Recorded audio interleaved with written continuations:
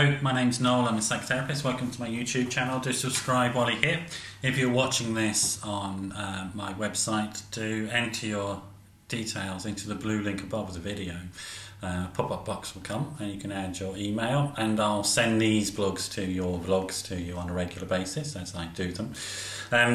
This morning's video is a short one about saying no and then being loving, both to yourself and to the other person. Saying no or setting boundaries is the issue here. We use this term boundaries in therapy a lot. Ultimately it means no.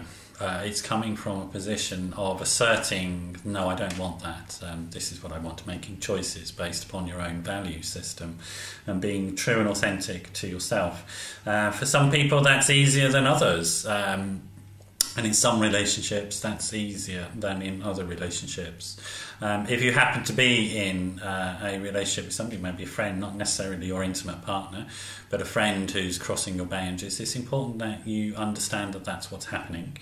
There are some emotional cues you can think about in terms of are you feeling drained? Are you feeling bad about yourself because you want to say no, or because you're unhappy about something? Are you feeling numb? Sometimes people go numb. They don't know what they're feeling around somebody and their behaviour. So if you're getting these types of emotional cues, stop and think about what's going on.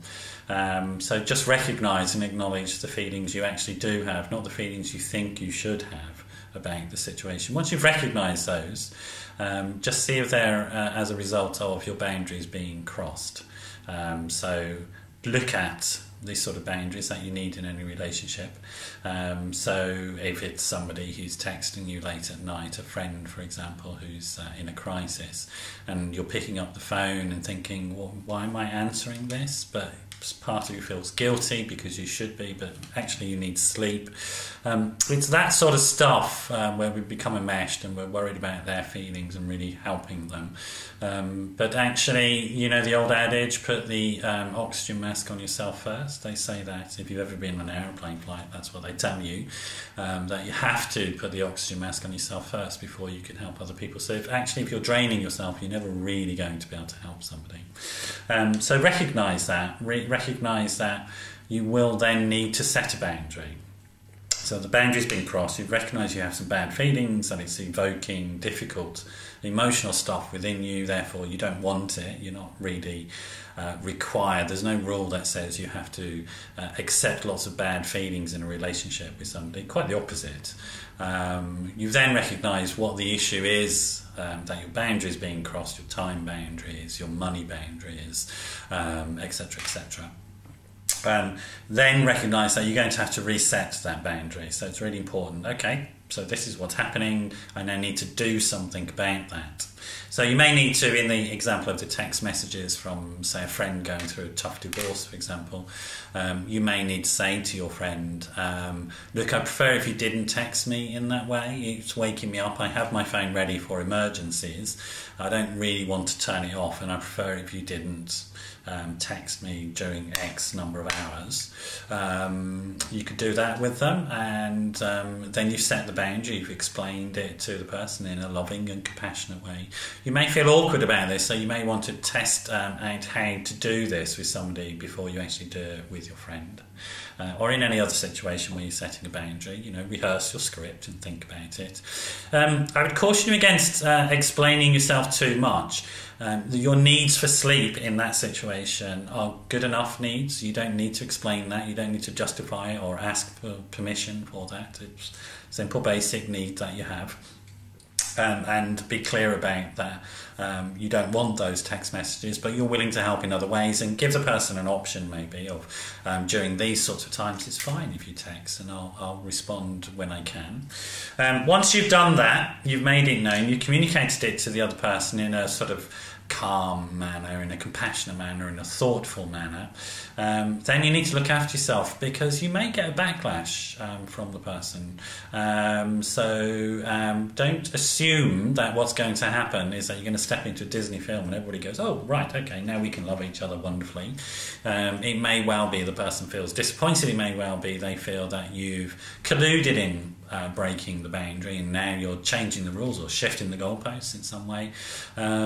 You may get that. If the person wants to argue about it, I would caution you against stepping into the argument, really. In fact, you might want to just step away from the conversation altogether and not get involved. Just simply reassert your boundary and maybe leave the conversation or walk away from the situation if you're actually face-to-face, say you met in a coffee shop or something, and leave it alone. The more you argue, the more you justify their position, and it's not really very useful for you to justify your position. Your boundary is what you need. It's part of your value system. It's not there to be explained to somebody else. It's just yours. You're good enough. You're okay. You're not a bad person. You're not wrong. You're not bad because you want this. It's what you need and want in your life. Having needs and wants is important for any human being. And then take care of yourself. If there is a backlash, you may feel very, very upset and hurt. You may feel betrayed, let down, etc. You may want to gossip, and or the other person may be gossiping about you. You may feel afraid and lonely. Look to your needs. Make sure that you're nurturing yourself, caring for yourself, that you do have some loving people around you that you can turn to. Not necessarily that you can go into the detail of the situation. There's probably no need to do that. But just so that you can share your feelings of hurt and loss and abandonment, where you'll be received with compassion and love back. Do something nice yourself. Book yourself to the spa if you can, or something else that you enjoy. Maybe exercise is your thing, going outside in nature is your thing. But do know that if you're getting a backlash from somebody about having set the boundary, that you will need to be nurturing, kind and loving to yourself. And also, here's a little trick. If you get into that sort of ruminating, circular thinking of wish that and I wish and that and I wish and that, it's usually a sign of fear and anger towards somebody. Fear and anger are often the same thing. Try stepping into a more loving and compassionate version of that person that you set the boundary with inside your own head. Don't change your behaviour. Stay detached from the situation. But if you can do some loving thoughts around that person, some loving, kind meditation or thinking around that person, what you'll find is that you become free from the anxious, fearful, ruminating, circular thoughts. So try that out. Hope it works for you. If you're having problems with setting boundaries, if you find that you become very enmeshed in relationships, all your relationships very quickly, or a lot of them very quickly, or certain significant ones, and you're having difficulty navigating your way out, do give me a call. The number's 07506 319 745. That's 07506 319 745. Do check out my details on the website, noelmcdermott.net. Great to have had you here. Hope to see you again another time. Bye-bye.